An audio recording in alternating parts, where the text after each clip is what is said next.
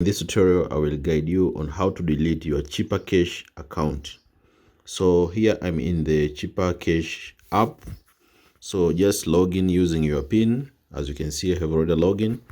Then click on the question mark, which is found on the upper side. On the upper side, on the left side in the corner here, just click on this question mark.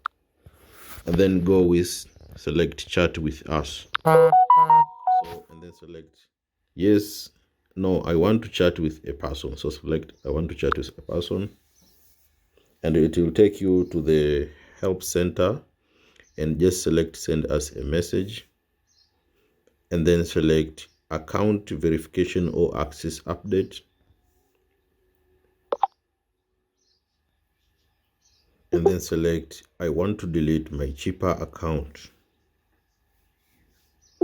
So after this, then just tell them that, give them the reason why you want to delete your account, including also you must have your Cheaper Cash username or tag, your Cheaper Cash tag. Just send them and they will delete your account. So before that you delete your account, make sure all the money that is found on your account has been withdrawn, because if you delete your account, this is permanent and you can't reverse it back. So this is how you delete your Cheaper Cash account.